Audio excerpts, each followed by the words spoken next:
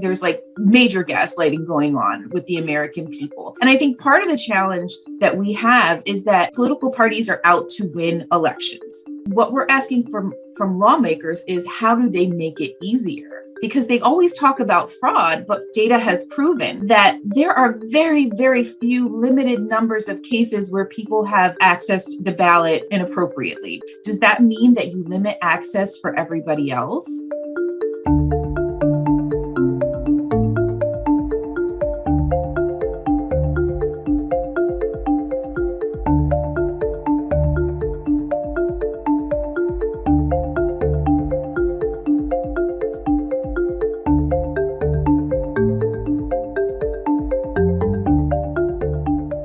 Access to the ballot as a whole is the biggest challenge. Even being able to register to vote now is harder. We were used to being able to go in, cast our ballot, and now you're seeing rapid polling location changes, closures, diminishing access to the ballot, people being purged from the voter rolls in ways that we really haven't seen for many of us since before we were born. Some people think that only certain people should have the right to the ballot. Only some voices should be heard. And so for me, as somebody who's been advocating for voting rights for a really long time, the important thing is how many more people can have access to the ballot as a result of your work as a legislator.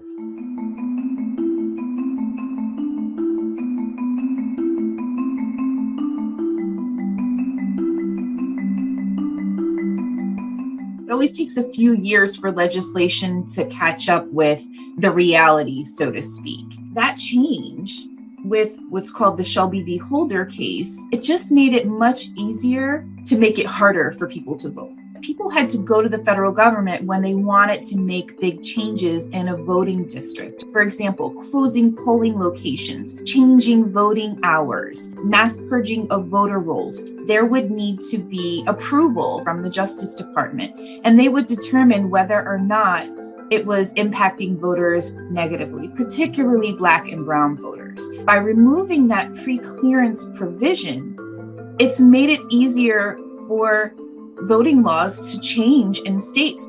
Legislators are making these decisions. And so who we vote for actually matters. And so these are important questions as we think about the upcoming midterm, asking the people who you're considering voting for. What is important to you as a legislator when it comes to ensuring access to the ballot?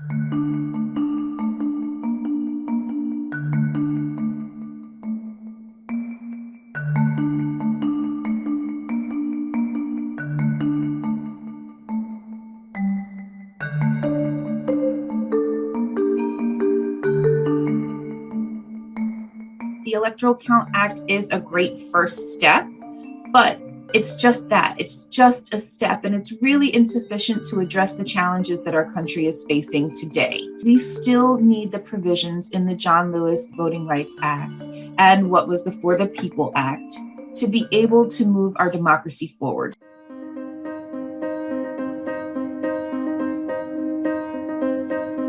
When it comes to the security and sanctity of the ballot, having that hard paper trail really matters. And unfortunately, election administrators haven't figured out a way to make sure that the ballot is protected, that your vote is protected electronically. Mail-in ballots is a great way. And here's why. When you look at states like Washington State, Colorado, Oregon, states that have made it easier, participation is actually higher. So we saw this with the last election.